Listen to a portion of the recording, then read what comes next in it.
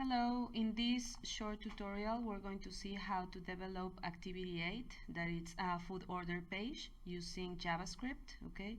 The intention is to help you if you are really lost on creating JavaScript functions and using them into an HTML file to make it interactive, okay?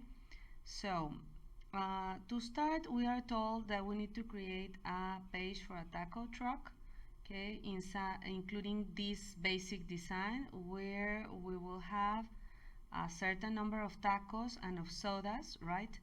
And the intention is that we have a button to click once that we want to post the order, and then we should calculate a subtotal, the taxes, and the total of the bill, okay? And then we can also click this new order button in order to clear all this information and start over, okay? So, well, it already says here also the prices. The tacos are 10 pesos, let's say, and the sodas 15. The tax will be 16% of the subtotal, okay? And the total bill is the addition of the subtotal and the taxes, right? Okay, so you are told that you can develop this design or any other. In this case, I developed a super simple design, okay, super simple, check it out, okay, and in a moment we can take a look to the code. This is my design, okay, we only have the heading, then the image, the spaces, the text boxes to enter number of tacos and number of sodas. After that, an order button, the total tax and total bill, okay, that have at a side a div with zeros, and then missing the other button of clearing, okay? But well, let's see how does this code goes, okay?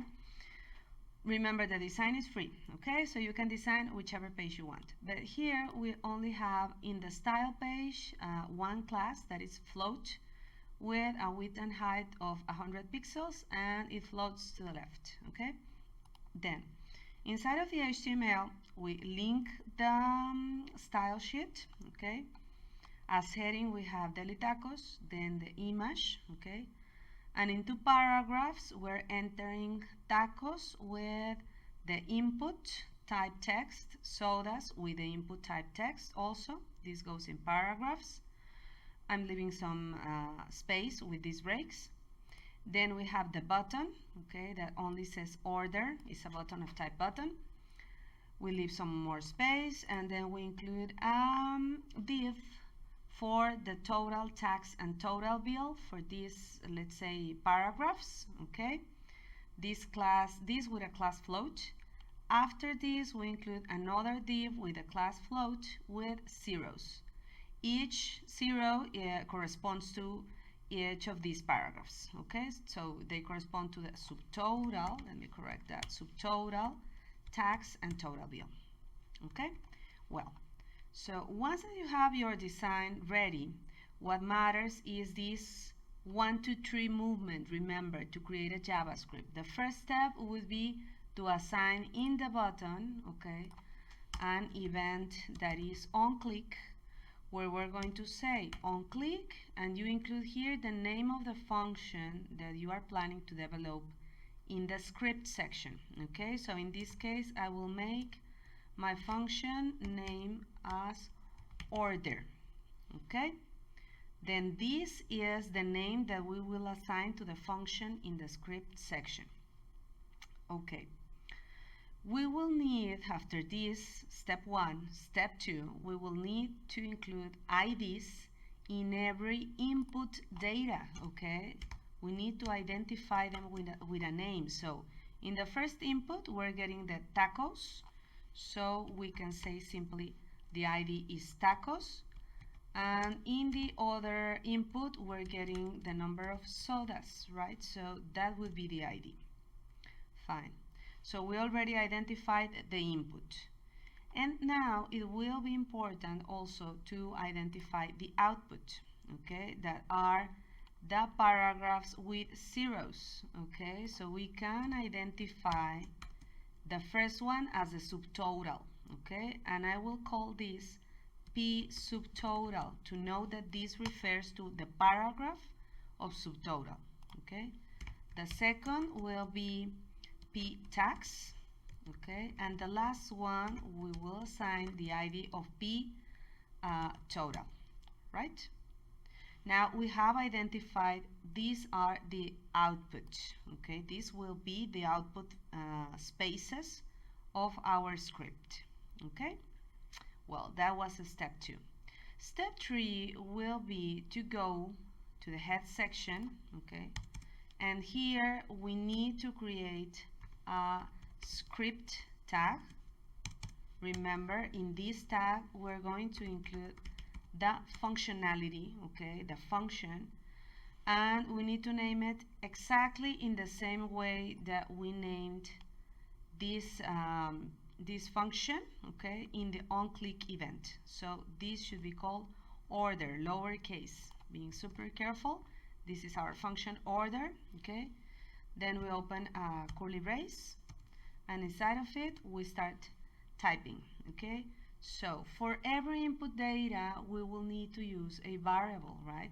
To create variables we simply say var, and we're going to use one variable for the tacos, okay, where we would say the tacos will hold the document dot get element by ID, that one, okay, and in parentheses we use the ID that we included in the paragraph, that it is tacos, okay, so we're going to say that dot value.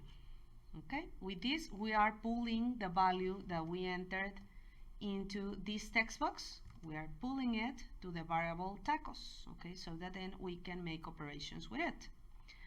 But remember that this value should be multiplied by 1 in order to convert it into a number. The other way, it is a value that has quotations and we cannot work with it, okay, with arithmetic operations. So always when you read a numeric value, you need to multiply it by 1, okay? The same we're going to do, but now for the sodas, right? So we're going to read from the document, bringing get element by ID, and this time is the identifier of sodas, right? The next one, dot value times 1. Okay, there we go. Now, we will need 3 more variables, you know, to calculate the outputs as we have.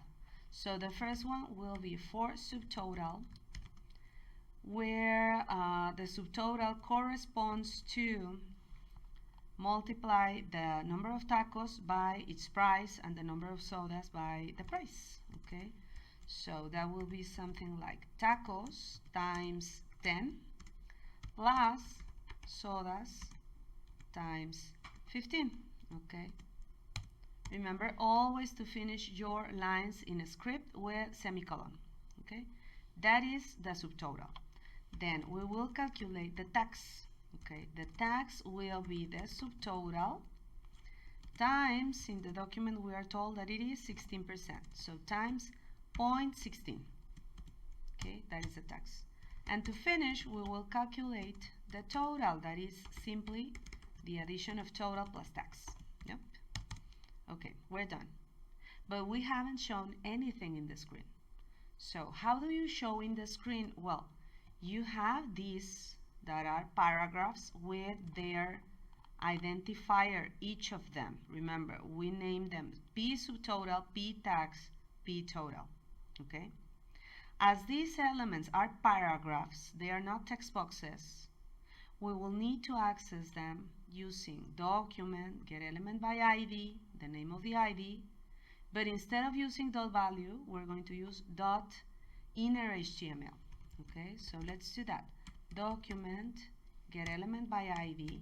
The first ID was P subtotal, dot inner HTML. Inner HTML. Okay, that is the way that we are going to change what it is already written in the paragraph, okay, with this name, P subtotal. What are we going to write? Well, it's basically the content of the variable subtotal. Fine. And the same you will do with the tax and with the total of the bill, okay? But changing the IDs. So let's check. It was P subtotal, P tax, P total, okay? P tax and then P total. These are the tags of the elements where we want to show the contents that we calculated, okay? The values that we calculated, that are the tax and the total, okay? Guess what? We're done, okay? We don't have the clearing button, but at this moment, the order should work. So save it and try it, okay? I can say if I want 2 tacos with 2 sodas and I click order, it calculates a subtotal of 50 pesos with a tax of 8 and a total bill of 58. Okay, we're done. I mean, almost, right? Then you will have to also include another button. I will include it at the end.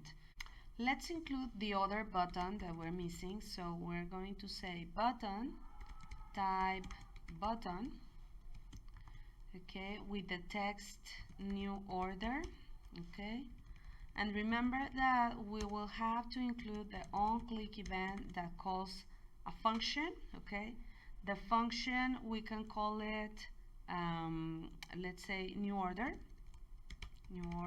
all together with parentheses, okay?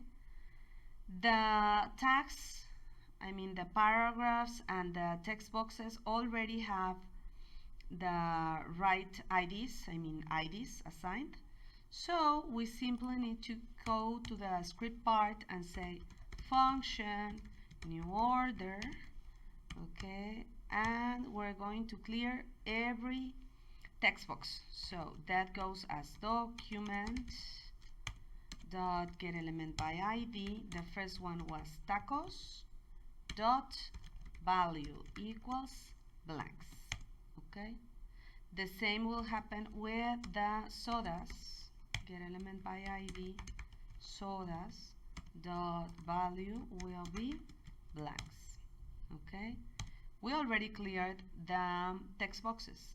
Now let's clear the paragraphs, okay. The paragraphs are the one that starts with subtotal, P subtotal, okay. But remember, this is a paragraph, it's not a text box. So we should go with inner HTML property equals, and we include quotation to clear it out, okay. The same will be for the tax and for the total, okay. Just change the IDs here. So this would be P tax and P total, okay. And basically we save and let's check, okay. If I refresh and I say I want 5 tacos with 1 soda, I say order and then we click new order, everything is gone, okay. If you wanted to assign some default values here as zeros, you can include here the zeros, okay. 0, 0, 0. You save, and when I say refresh, when I say new order, you will include the zeros again, okay. Having 1 in 1 and order, that's it. Do you see? Okay, so well, we're done with this activity. It's super important that you get what should be named the same and how and everything with the names, okay. So remember, the name of the function is the one that you create in the script part, okay. The IDs are the ones that you will be using to access the text box or the paragraph, okay. So these IDs are the ones that you assign over here in each input or paragraph, okay, over here. And the variables are the ones that allow you to make operations, okay. IDs and variables shouldn't have the same name, okay. Never ever, don't do it. Neither the function, okay. These should be different names for functions, for IDs, and for variables, okay. Well, hope this helps a bit to clarify how to include JavaScript functions. Thanks for watching. Bye bye.